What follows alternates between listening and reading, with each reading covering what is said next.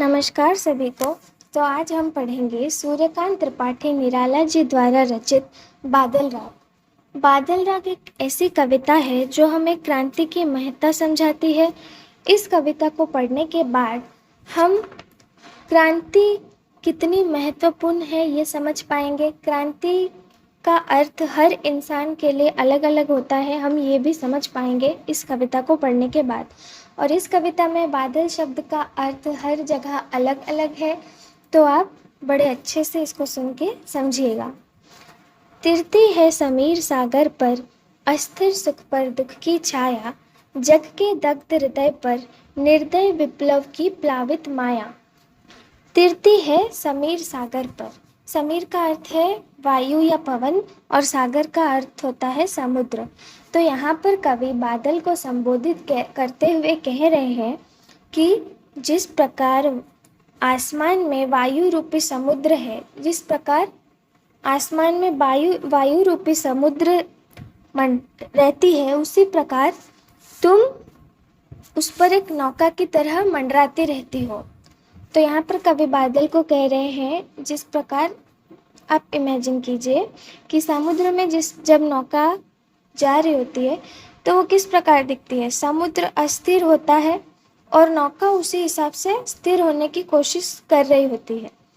तो उसी प्रकार आसमान में हवा जो है वह समुद्र की तरह है, अस्थिर है, और बादल जो है वो समुद्र में तैर रहे नौका के समान है जो कि स्थिर है।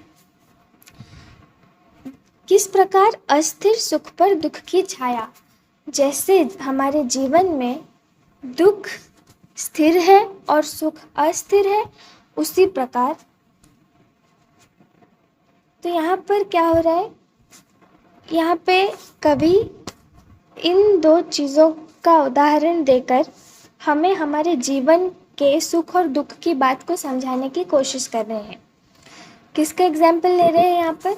यहाँ पर वह सागर यानी कि हवा, समीर सागर तो पवन रूपी सागर, इसका कंपैरिजन कर रहे हैं नौका से, बादल रूपी नौका। इसका कंपैरिजन किससे कर रहे हैं? हमारे जीवन के सुख और दुख से कर रहे हैं। जिस प्रकार समुद्र में नौका रहती है, नौका तैर रही होती है, समुद्र अस्थिर होता है, उसकी लहरें अस्थिर होती है, कभी ज़्यादा जोर होती है, कभी धीरे होती है, कभी समुद्र एकदम थोड़ा थोड़ा शांत लगता है, कभी एकदम गुस्से में लगता है। तो उसी प्रकार, लेकिन नौका क्या है? नौका स्थिर रहती है, नौका समुद्र के बहाव के हिसाब से बहती रहती है। नौका का स्वभाव स्थिर है, समुद्र का स्वभाव अस्थिर है। उसी प्रकार आसमान में जो हवा रहती है वो अस्थिर है, लेकिन आसमान में जो बादल है वो स्थिर है। बादल हवा के हिसाब से अपना बहाव, अपनी चाल निश्चित करते हैं। वैसे ही हमारे जीवन में जो दुख है वह स्थिर है, दुख स्थिर है, लेकिन सुख अपने हिसाब से आता जाता रहता है। जग के दग्ध हृदय पर निर्दय विप्लव की प्लावित माया। जग के दग्ध हृदय, दग्ध का अर्थ है जला हुआ। तो जब आप महसूस कीजिए, जब आप दुखी होंगे तो चाहे कितनी भी अच्छी से अच्छी चीज़ें आपके साथ क्यों ना हो, आपको वो हर चीज़ में कोई ना कोई बुराई नज़र आती है। जब आपका दिल दुखी होगा, मन उदास होगा, तब आपको कोई भी चीज़ अच्छी नहीं लगती, कोई अच्छी बात अच्छी नहीं लगती। तो उसी प्रकार जग के दग्ध हृदय पर निर्दय विप्लव की प्लावित माया। तो जो निर्दय का अर्थ है दयाहीन, विप्लव का अर्थ है विनाश, प्लावित का अर्थ है बाढ़ग्रस्त, मतलब जलमग्न, बाढ़ जैसा, पानी में डुबा देना, बहा देना। और माया का अर्थ है खेल। तो जग के दग्ध हृदय पर उसी प्रकार निर्दय विप्लव की प्लावित माया, ये जो विनाश हो रहा है, ये जो निर्दयता से विनाश हो रहा है, लोग एकदम दुखी हो गए हैं, बाढ़ग्रस्त महसूस कर रहे हैं, एकदम दुखी महसूस कर रहे हैं। तो ये उसी प्रकार उन पर काम कर रही है, क्योंकि उनका हृदय जला हुआ है और उनको सब कुछ एकदम बुरा बुरा हो रहा है उनके साथ, उन्हें और भी बुरा लग रहा है। तो ये उसी प्रकार हो गया कि दुख जो है वो स्थिर स्थायी है, फिक्स्ड है। जग के दग्ध हृदय पर निर्दय विप्लव की प्लावित माया। ये जो अभी जो शासन हो रहा है, अत्याचार हो रहा है, ये परमानेंट नहीं है, ये स्थायी नहीं है, ये एक ना एक दिन मिट जाएगा। लेकिन जो हृदय जल चुका है वह स्थायी है।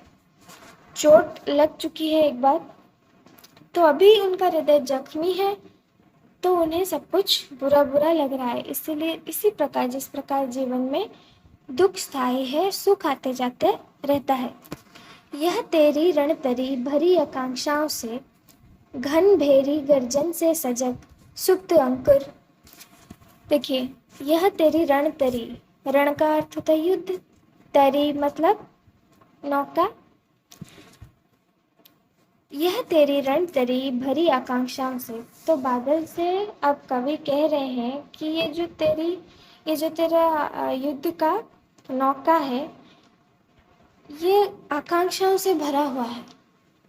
देखिए, पहले बादल का कंपैरिजन हुआ नौका से, जिस तरह समुद्र पर नौका स्थिर रहता है, पहले बादल का कंपैरिजन किया गया नौका से।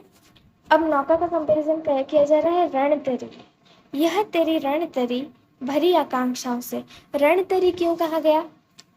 रणतरी इसीलिए कहा गया कि समुद्र में जब नौका जाता है, नाव जब समुद्र में जाता है किसी काम से, तो वो समुद्र की लहरों के साथ साथ बहना, और वो जब लहर जब जोर जोर से बह रहे होते हैं, उसमें एकदम डट के रहना, ये एक युद्ध से कम नहीं है। ये एक बहुत मुश्किल कार्य होता है, क्योंकि समुद्र में तूफान भी आता है।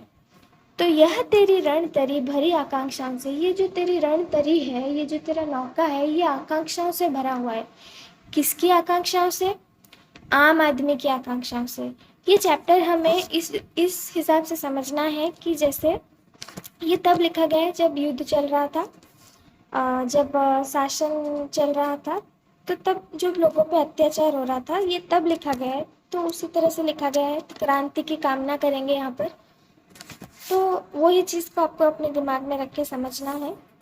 तो आम आदमी की आकांक्षाओं से भरा हुआ था। तो यहाँ पे बादल का अर्थ है क्रांति। तो जो क्रांति के लिए लोग एकदम वेट कर रहे थे, अपेक्षा कर रहे थे कि कब कुछ हो और कब हम इन सब चीज़ों से बाहर निकले, कब हम अपने हिसाब से जिए। तो यहाँ पे कह रहे हैं, हे बादल, हे क्रांति, तेरी जो ये नौका है, ये आकांक्षाओं से भरी हुई है। ये जो तेरा युद्ध का वाहन है, ये आकांक्षाओं से भरा हुआ है, आम आदमी की आकांक्षाओं से। आकांक्षाएं किस बात की? कि कभी तो हम आज़ाद होंगे, कभी तो कुछ ऐसा होगा जो ये सब गलत चीज़ों को बदल दे। घन भेरी गर्जन से सजग, घन मतलब बादल, भेरी मतलब नगाड़ा, गर्जन मतलब आवाज से सजग, सजग मतलब जागृत, सुप्त अंकुर, सुप्त मतलब सोया हुआ, अंकुर मतलब जो अभी उगा नहीं है, छोटा है। तो ये सब अर्थ आप अपने बुक में उस वर्ड के पास लिख लीजिए, क्योंकि बाद में फिर समझ में नहीं आएगा। घन भेरी गर्जन से सजग सुप्त अंकुर, उर्मे पृथ्वी के। तो जो जब किसान बीज बोते हैं, तो वो बीज को बहुत ज़्यादा प्यार की ज़रूरत होती है, बहुत ज़्यादा पानी, खाद, ये सब चीज़ों की ज़रूरत होती है। जब पानी नहीं होता, जब ग्रीष्म ऋतु में जैसे बहुत ज़्यादा अत्यधिक गर्मी जब हो रही होती है, तो एकदम सूखा पड़ जाता है, और जो बीज किसान ने बोए होते हैं वो धरती के अंदर निराश होके पड़े रहते हैं। वो उम्मीद कर रहे होते हैं, आशा कर रहे होते हैं कि कब पानी मिलेगा, कब हम उगेंगे तो किसी को फल दे पाएंगे, किसी के काम आएंगे। तो वो जब उदास होके पड़े रहते हैं, और जब बादल गरजता है, जब मेघ की गर्जना सुनाई देती है उन्हें, तो उनके अंदर एक उम्मीद जगती है, एक आशा उत्पन्न होता है उनके हृदय में कि अब बारिश होगा तो हम भी उग जाएंगे, हमारा भी कुछ भला होगा। उर में पृथ्वी के, उर धरती जो है हमारे पृथ्वी का हृदय है। उर मतलब हृदय, उर में पृथ्वी की, धरती के अंदर रहता है बीज, धरती में गाड़ा हुआ रहता है, बोया हुआ रहता है। तो उर में पृथ्वी के जो सुप्त अंकुर हैं, जो सोए हुए बीज हैं वो बादल की गर्जना सुन के सजग हो जाते हैं, जागृत हो जाते हैं आशाओं से। मन में आशा जगती है नव जीवन की, नया जीवन हमें भी मिलेगा। ऊंचा कर सिर, ताक रहे ए विप्लव के बादल। अपना सिर ऊपर करके वो आसमान की ओर देखने की कोशिश करते हैं, देख रहे हैं कि हाँ शायद आज बारिश होगा। ए विप्लव के बादल, यहाँ जो था विप्लव, निर्दय विप्लव की प्लावित माया, यहाँ विप्लव का अर्थ था विनाश। यहाँ पर जो है ताक रहे ए विप्लव के बादल, यहाँ इसका अर्थ है क्रांति के बादल, विनाश के बादल नहीं, क्रांति के बादल। क्योंकि ये जो बादल गरज रही है बारिश होकर किसी का भला ही करेंगे। इसीलिए जब बारिश होने वाला होता है या बादल गरजते हैं, मेघ गरजते हैं, तो हम भी आसमान की ओर देख के सोचते हैं, ऊपर देखते हैं हाँ आज बारिश होगा, हम भी खुश हो जाते हैं। उसी प्रकार जब बादल गरजता है तो उसकी आवाज़ से जो सुप्त अंकुर, जो बीज अंदर सो रहे होते हैं, वो ऊपर की ओर देख के, आसमान की ओर देख रहे होते हैं, उम्मीद से, आशा से कि हाँ आज शायद बारिश हो। और ये सुप्त अंकुर का अर्थ यहाँ पर केवल बीज नहीं है, ये छोटी जाति के लोगों को भी कहा गया है। छोटी जाति के लोग जब उन्हें उनकी रक्षा करने वाला कोई आता है तो वो उन्हें देखकर उनकी आशाएं बढ़ती है, उन्हें उम्मीद मिलती है, उन्हें हौसला मिलता है कि हाँ हमें भी नवजीवन मिलेगा, कोई हमारे लिए भी कुछ करेगा, कोई हमारे लिए क्रांति करेगा, क्रांति लाएगा। फिर बार बार गर्जन, वर्षण है मूसलाधार, हृदय थाम लेता संसार, सुन सुन घोर वज्र हुंकार। फिर क्या होता है? फिर जब मेघ बार बार गरजता है, जोर से गरजता है, मूसलाधार बारिश होती है। मूसलाधार का अर्थ है बहुत ज़ोर से, एकदम बहुत ज़ोर से। वर्षण है मूसलाधार, हृदय थाम लेता संसार, सुन सुन घोर वज्र हुंकार। तो जब मेघ एकदम ज़ोर से गरजता है, लोग सोचते हैं कि हाँ आज तो शायद भयानक तरीके से बारिश होगा। हृदय थाम लेता संसार, जब मौसम एकदम बहुत ज़्यादा ख़राब हो जाता है तो एक पल के लिए लोग डर जाते हैं, क्या हो जाएगा आज। हृदय थाम लेता संसार, सुन सुन घोर वज्र हुंकार। तो वो घोर आवाज़ सुन के मेघ का लोग डर जाते हैं, अपना हृदय थाम लेते हैं। लेकिन यहाँ जो ये सब लिखा गया है, ये किसके लिए लिखा गया है? ये लिखा गया है तो जब क्रांति की आवाज़ गूंजती है, क्रांति की गूंज उठती है, तब जो लोग बड़े बने हुए होते हैं, जो गलत काम कर रहे होते हैं, जो लोगों को सता रहे होते हैं, वो डर जाते हैं, वो अपना हृदय थाम लेते हैं, डर जाते हैं। हृदय थाम लेना अर्थात भयभीत हो जाना। सुन सुन घोर वज्र हुंकार, तो क्रांति की गूंज सुनकर गलत करने वालों का, शासन करने वालों का हृदय कांप उठता है। असनी पात से शायित उन्नत शत वीर, क्षत विक्षत हत अचल शरीर, गगन स्पर्शी स्पर्धा धीर। असनी पात से शायित उन्नत शत वीर। असनी पात अर्थात बिजली जब गिरती है, बिजली गिरते हुए जब बिजली गिरती है बहुत ज़ोर से आवाज़ होता है और बहुत नुकसान भी होता है। असनी पात से शायित तथा शापित, उन्नत शत वीर, क्षत विक्षत हत अचल शरीर। असनी पात अर्थात बिजली गिरना, शायित मतलब शापित, उन्नत मतलब बड़ा, शत का अर्थ है सैकड़ों, वीर का अर्थ यहाँ पर, ये वीर शब्द दो लोगों को बताता है। एक वीर वो जो युद्ध में लड़ते हैं, और एक वीर जो अभी इस परिस्थिति में बड़े हैं, गलत कर रहे हैं, जिनका स्थान ज़रूर ऊंचा है, पद ऊंचा है, पर कार्य उनके छोटे हैं। क्षत विक्षत हत अचल शरीर। क्षत विक्षत का अर्थ, क्षत का अर्थ है क्षति से ग्रस्त, विक्षत का अर्थ है घायल, हत मतलब मरा हुआ, अचल मतलब, अचल का भी दो अर्थ है, ये पर्वत, और अचल मतलब जो चल नहीं सकता, जो एक जगह पे रहता है। शरीर पता है आप लोगों को। अशनि पात से शायित उन्नत शत वीर, क्षत विक्षत हत अचल शरीर। तो जब बिजली गिरती है जब क्रांति की बिजली गिरती है तो क्या होता है, तो जो बड़े बड़े स्थान पे लोग रहते हैं, अभी जो बड़े बने हुए हैं, पोजीशन जिनका बहुत अच्छा है लेकिन गलत कार्य कर रहे हैं, शासन कर रहे हैं, क्या होता है, वो घायल हो जाते हैं और मर जाते हैं।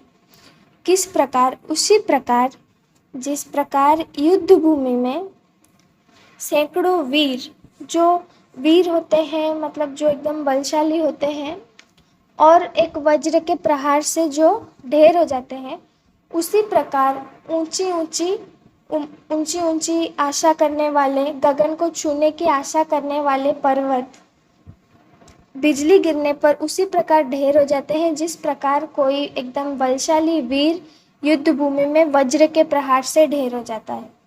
वज्र एक ऐसा शस्त्र है जो कभी नष्ट नहीं किया जा सकता, और कितना भी शक्तिशाली वीर योद्धा क्यों ना हो, वज्र के प्रहार से वह बच नहीं सकता, वह जीवित नहीं रह सकता। तो उसी प्रकार जिस प्रकार वज्र के प्रहार से युद्ध भूमि में एक महान योद्धा घायल मर जाता है, शहीद हो जाता है, उसी प्रकार ऊंचे ऊंचे उड़ने की आशा करने वाले, आसमान को छूने की आशा करने वाले पर्वत, यानी कि जो गलत लोग हैं, जो गलत लोग जी रहे हैं समाज में, शासन करने वाले, शोषण करने वाले, ये उसी प्रकार ढेर हो जाते हैं। जब बिजली गिरती है पर्वत पर और पर्वत ढेर हो जाता है, आसमान को छूने की इच्छा कर रहा था पर मिट्टी में मिल जाता है, जब पर्वत पे बिजली गिरती है पर्वत ढेर हो जाता है, उसी प्रकार ये लोग भी ढेर हो जाते हैं जब क्रांति की बिजली इन पर गिरती है। गगन स्पर्शी स्पर्धाधीर। गगन स्पर्शी का अर्थ है गगन को छूने की आशा करने वाले, स्पर्धा अधीर मतलब जो कंपटीशन में लगे हैं, स्पर्धा में लगे हुए हैं और अधीर हैं, जीतना है उन्हें, तो वो ढेर हो जाते हैं। क्रांति की बिजली गिरने से वो ढेर हो जाते हैं।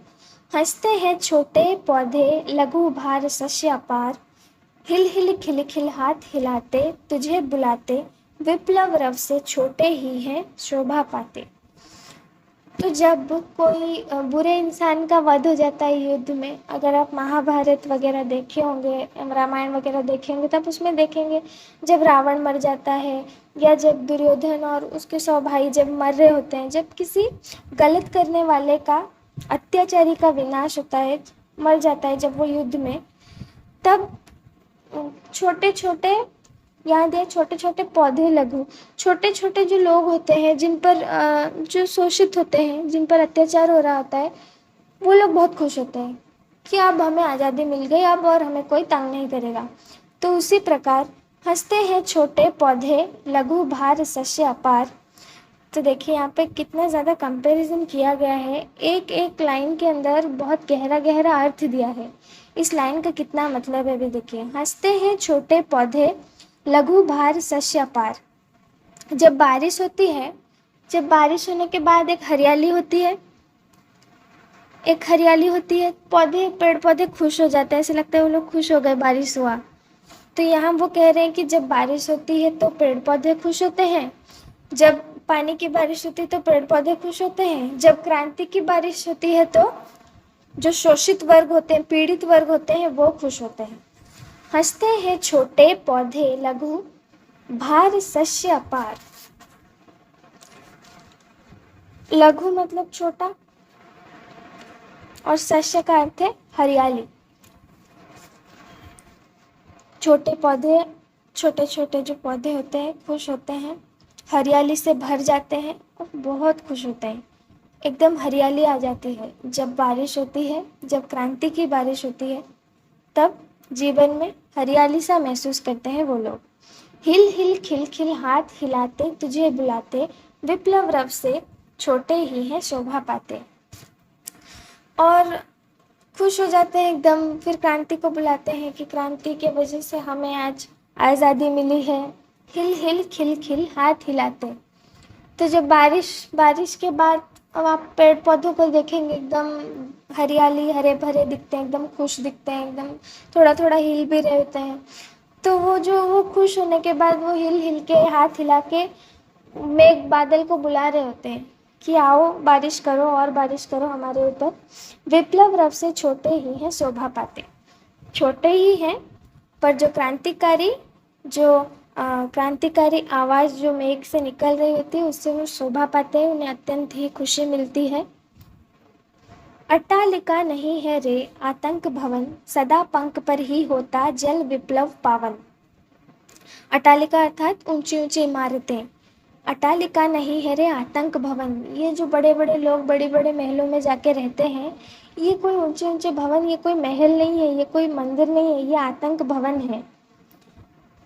आतंक भवन क्यों है? क्योंकि इसमें रहने वाले लोगों का शोषण करते हैं, उन्हें डराते हैं, आतंक फैला के रखे हुए हैं। जब अंग्रेज हमारे ऊपर शासन कर रहे थे, वो बड़े बड़े महलों में रहते थे, और जो गरीब लोग थे, जो गुलाम थे, वो सब झोंपड़ी में रहते थे, तो उन्हें वो बड़ी बड़ी इमारतों वालों से डर लगता था, तो एक आतंक फैलाते थे ये लोग। तो ये बड़ी बड़ी इमारतें कोई खुशी नहीं दे रही है, कोई सुंदरता, कोई शोभा नहीं बढ़ा रही थी, आतंक फैला रही थी। सदा पंख पर ही होता जल विप्लव पावन। तो जब क्रांति गिरेगी इनके ऊपर, क्रांति की बिजली इन पे गिरेगी, तो ये नष्ट हो जाएगी। क्यों? उसी प्रकार जिस प्रकार सदा पंख पर ही होता जल विप्लव पावन। देखिए, जब बारिश होता है बहुत ज़ोर से, एकदम बारिश होता है तो क्या होता है, एकदम पानी भर जाता है। या समझिए जब बाढ़ वगैरह आती है तो क्या करती है, सब कुछ साफ़ करके ले जाती है, और ज़्यादा नुकसान उसी जगह का होता है जो जगह कमज़ोर होती है, जहाँ की मिट्टी गीली होती है, जहाँ का मिट्टी बेस कमज़ोर होता है, तो वहाँ की मिट्टी पहले निकल के चली जाती है। तो जो गंदगी है, जो कमज़ोर चीज़ था, वो बारिश अपने साथ बहा कर ले जाता है। तो उसी प्रकार जब क्रांति की वर्षा होगी तो ये खोखली इमारतें जो है, ये सब कुछ बहा के एकदम पावन करके चली जाएगी। क्षुद्र प्रफुल्ल जलज से सदा छलकता नीर, रोग शोक में भी हंसता है शैशव का सुकुमार शरीर। तो क्या होता है, जब बारिश होता है जोरदार, तो क्या होता है, जो गंदगी है वो तो बह जाती है, जो खोखला होता है वो निकल जाता है, समाज की रूढ़ियाँ बह जाती है उसके अंदर। क्रांति की वर्षा में समाज के गलत बंधन, गलत सोच बह जाते हैं। खुश कौन होता है? क्षुद्र प्रफुल्ल जलज से सदा छलकता नीर। क्षुद्र मतलब छोटा, प्रफुल्ल खिला हुआ, जलज का अर्थ है कमल, से सदा छलकता नीर। वही बारिश की बूंदें जब कमल पे गिरती है तो कमल खुश दिखने लगता है, खिला खिला दिखने लगता है, और ज़्यादा सुंदर दिखने लगता है। और कमल उगता कहाँ है? कीचड़ में। जलज इसलिए तो नाम है। कमल उगता है कीचड़ में और उसकी सुंदरता को बढ़ाता है। तो किस प्रकार रोग शोक से में भी हंसता है शैशव का सुकुमार शरीर। जिस प्रकार कमल कीचड़ में होते हुए भी जब उस पर कुछ बारिश की बूंदें गिरती है तो वो एकदम फ्रेश फ्रेश दिखता है, ताज़ा, एकदम खिला खिला सा, खुश दिखता है।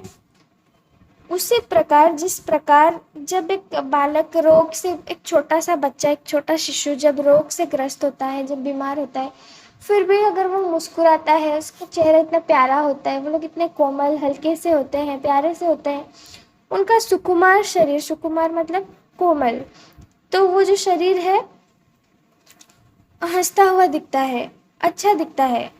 बीमार होने पर भी वो रोग शोक में भी हंसता है शैशव का सुकुमार शरीर। बच्चा एकदम प्यारा लगता है, चाहे वो बीमार क्यों ना हो, कमज़ोर क्यों ना हो, हंसता भी है, प्यारा लगता है। जिस प्रकार कमल कीचड़ में होकर भी सुंदर दिखता है। रुद्ध कोश है विक्षुब्ध तोष।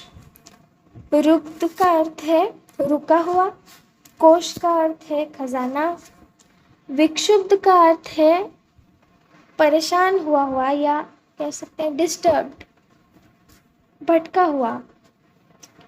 तोष का अर्थ है शांति। रुद्ध कोश है विक्षुब्ध तोष, तो खजाना जो है वो रुका हुआ है, खजाना इनके हाथ नहीं लग रहा। रुद्ध कोश है विक्षुब्ध तोष, शांति भी इनकी भंग हो चुकी है।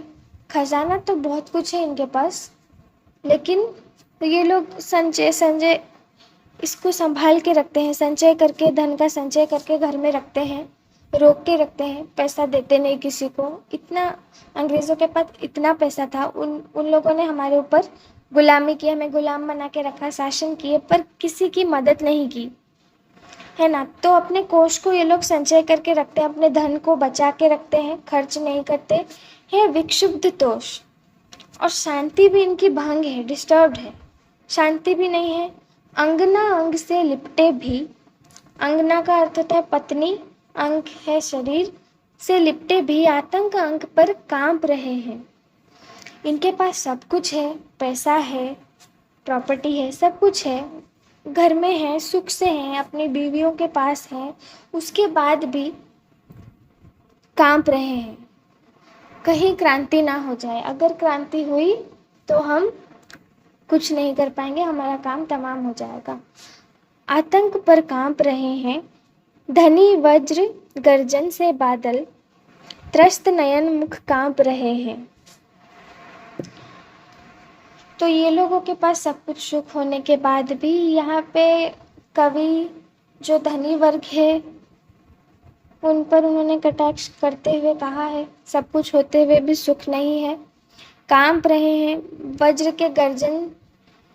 के गर्जन समान बादल, क्रांति का जब गर्जन होता है, क्रांति की जब गूंज होती है, तब ये लोग कांपने लग जाते हैं। त्रस्त नयन मुख कांप रहे हैं, भय से घबरा के इनके नयन और मुख कांप रहे हैं, इनके आंखों में डर दिख रहा है। जीर्ण बाहु है जीर्ण शरीर, तुझे बुलाता कृषक अधीर, ए विप्लव के वीर, चूस लिया है उसका सार, हाड़ मात्र ही आधार, ए जीवन के पारावार। तो अब कवि कह रहे हैं, किसान की एक जो शोषित वर्ग है उनकी परिस्थिति बताते हुए कह रहे हैं, जीर्ण बाहु है जीर्ण शरीर, कमज़ोर, बाहु कमज़ोर हो गया है, शरीर भी कमज़ोर हो गया है, तुझे बुलाते कृषक अधीर, हे बादल तुझे ये कृषक अधीर होकर बुला रहे हैं, इम्पेशेंट होकर बुला रहे हैं। ए विप्लव के वीर, ए क्रांति के वीर, तुझे ये कृषक बुला रहे हैं और इनकी मदद कर। चूस लिया है उसका सार, हाड़ मात्र ही आधार, सब कुछ छीन गया है इनका, इनसे गुलामी करवा करवा के, इन पे शासन कर करके इन्हें अधमरा कर दिया गया है। हाड़ मात्र ही आधार, शरीर में बस हड्डी बची है और कुछ नहीं है। ए जीवन के पारावार, ए जीवन के सहायक, ए जीवन के ठिकाने, तो आ और हमें बचा, हमारी मदद कर, क्रांति ला, जिससे हम नवजीवन जी पाएँ, हम आज़ाद हो पाएँ। तो यही था इस कविता के बारे में। उम्मीद करती हूँ आप सबको ये पार्ट अच्छी तरह से समझ में आया होगा। तो आज के लिए बस इतना ही, मिलते हैं अगले वीडियो में। धन्यवाद।